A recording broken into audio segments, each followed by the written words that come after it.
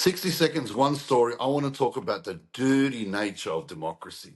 All over the world, but we'll use Australia. I know Australia very well. So we're going to talk about the protests. There's been 100 days of protests continually about Israel and Palestine. Okay, so here's the thing. I've got a photo to show you. That's the photo over there. This is just one example of a person. He's from the United Union, United Voice Union, or whatever. And there's a lot of these union types throughout these protests, organising them, getting them going, and rabble rousing. Here's the thing: the Labor Party is in charge of our foreign policy and is prosecuting the war against the Palestinians in lockstep with the US. Who runs the Labor Party? The unions. This kid is an organiser of a union who has a representative in the cabinet. This kid is a member of a union that determines the platform of the Labor Party.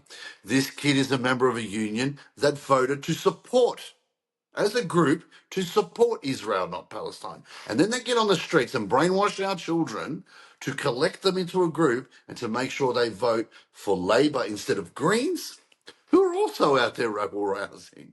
So while these poor kids are there sitting there like, with their hearts out chanting, from the river to the sea, blah, blah, blah, nothing changes. The energy's wasted and they're getting manipulated by political forces. And that, you can't do anything about it. They have to learn. I learned when I was a kid at 18, 19, 20. I learned.